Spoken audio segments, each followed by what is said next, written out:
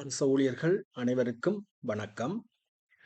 நாங்கள் எங்களுடைய YouTube channel மூலமாக பல்வேறு ஆக்கப்பூர்வமான பயனுள்ள தகவல்களை உங்களுக்கு தொடர்ச்சியாக அப்லோட் செய்து வருகின்றோம். அந்த வகையில் இன்றைய வீடியோவில் நாங்கள் அரசாங்க துறையை சார்ந்த ஊழியர்கள் தங்களுடைய அவசர விடுமுறைகளை அதாவது அவசர லீவினை எவ்வாறு தமது நிறுவன தலைவருக்கு அறிவிக்க வேண்டும் என்பது தொடர்பாக தாபன விதிக்கோவை மற்றும் சுற்று நிரூபங்களுக்கு அமைய இருக்கின்ற ஏற்பாடுகளை நான் உங்களுக்கு அறிய தருகின்றேன். அந்த வகையில் பார்க்கின்ற போது உங்களுடைய பிரதானமாக அரச துறையை சார்ந்த சகல துறையினருக்கும் காணக்கூடிய இரு வகையான விடுமுறைகள் காணப்படுகிறது. ஒன்று அமைய விடுமுறை மற்றும் சுகவீன விடுமுறை.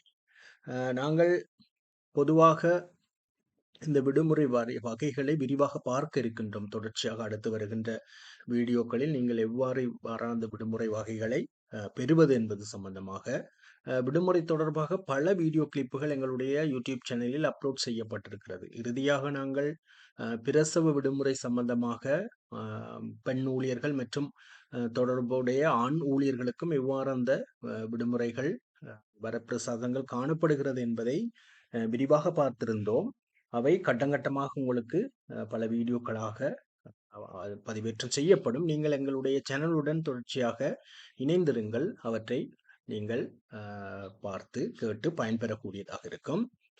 இந்த அமைய விடுமுறை, சுகையின விடுமுறை இவற்றில் அமைய விடுமுறையானது நீங்கள் குறிப்பிட்ட காலத்துக்கு முன்னதாக விடுமுறை விண்ணப்பம் செய்து நீங்கள் நிறுவன தலைவர் ஊடாக அந்த விடுமுறையை பெற்றுக்கொள்வீர்கள். ஆனால் எதிர்பாராத விதமாக ஏற்படக்கூடிய சுகவீன நிலைமைகளில் நீங்கள் உங்களுடைய விடுமுறைகளை எவ்வாறு உங்களுடைய நிறுவன தலைவருக்கு அறிவிப்பது என்பது சம்பந்தமாக பார்ப்போம்.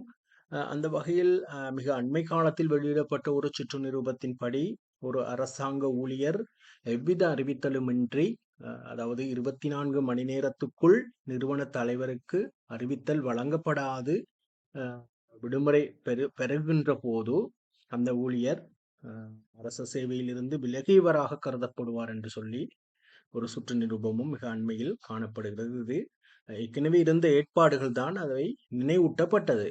எனவே நீங்கள் எதிர்பாராத விதமாக அதாவது முதல் நாள் நீங்கள் சேவைக்கு சென்று எவ்வித அறிவித்தலுமின்றி அடுத்த நாள் நீங்கள் விடுமுறையை பெறுகிற போது நிச்சயமாக உடனடியாக உங்களுடைய நிறுவன தலைவருக்கு அறிவிக்க வேண்டும்.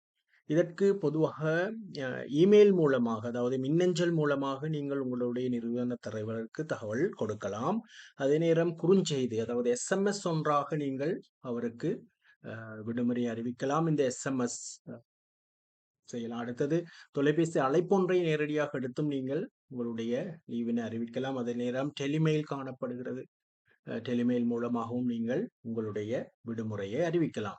இவ்வாறு நீங்கள் SMS ஆக அல்லது இமெயிலாக நீங்கள் உங்களுடைய விடுமுறையை தட்டச்சு செய்கின்ற போது உங்களுடைய பெயர் விவரங்கள் மற்றது உங்களுடைய சேவை போன்ற விவரங்களை தெளிவாக அதில் டைப் செய்வது அவசியமானது. முடிந்தால் எவ்வாறான சுகையினம் காணப்படுகிறது என்பது சம்பந்தமாகவும் நீங்கள் அறிவிக்கலாம். இந்த விடுமுறையானது எக்காரணம் கொண்டும் வாட்ஸ்அப் ஊடாக ஒரு செய்தியாக நீங்கள் இந்த விடுமுறையை அறிவிக்க முடியாது. அது ஒஃபிஷியலாக இருக்காது. நீங்க அறிவிக்கலாம், இருந்தாலும் அலுவலக ரீதியாக உத்தியோகபூர்வமான ஒரு அறிவித்தலாக அது ஏற்றுக்கொள்ளப்படாது. அதே நேரம் மெசஞ்சர்ஸ் மற்றது ட்விட்டர், ஃபேஸ்புக் இப்படியான சமூக வலைத்தளங்களூடாக உங்களுடைய விடுமுறையை நீங்கள் அறிவிக்க முடியாது. ஆனால் ஒரு சிலர் உங்களுக்கு நிறுவனம் தொடர்பாக ஏற்படுத்தப்பட்டிருக்கின்ற வாட்ஸ்அப் குழு மத்தியில் விடுமுறையை பதிவுகின்ற சந்தர்ப்பமும் காணப்படுகிறது. இது அலுவலக ரீதியாக அதாவது உத்தியோகபூர்வமான ஒரு அறிவித்தல் அல்ல என்பதை நீங்கள் கவனத்தில் கொள்ளுங்கள். ஏனெனில் உங்களுடைய தொழிலை பாதுகாத்துக் கொள்வதற்கு நீங்கள் முறையாக விடுமுறைகளை பெற்றுக்கொள்வது அவசியமானது. நீங்கள் எதிர்பாராத விதமாக இவ்வாறான விடுமுறைகளை பெற்ற பின்பு நீங்கள் சேவைக்கு செல்லுகின்ற முதல் நாளே நீங்கள் இது சம்பந்தமான உத்தியோகபூர்வமாக உரிய விண்ணப்ப படிவத்தை பூரணப்படுத்தி அதற்குரிய அனுமதியை நீங்கள் பெற்றுக்கொள்வது மிக அவசியமானது. எனவே இந்த விடுமுறையை அறிவிப்பது சம்பந்தமாக இதில் மிகவும் தெளிவாகவும் அவதானமாகவும் இருங்கள். நிறுவன தலைவர்கள் அடிக்கடி மாறுவார்கள். சில நேரம் ஏற்கனவே இருந்த நிறுவன தலைவர் அவற்றை பெரிதாக எடுக்க விட்டாலும் கூட எதிர்பாராத விதமாக கணக்காய்வு துறையினர் சமூகம் தருகின்ற செயற்பாடு நடக்கின்ற போது இந்த முறையான விடுமுறை அறிவிப்பு மிகவும் கவனமாக இருப்பது அவசியமானது. இந்த தகவல் உங்களுக்கு பயனுள்ளதாக இருந்திருக்கும் என்று நினைக்கின்றேன். இந்த தகவல் பயனுள்ளதாக இருந்தால் நீங்கள் லைக் செய்து உங்களுடைய நண்பர்களுடன் ஷேர் செய்து கொள்ளுங்கள். நன்றி.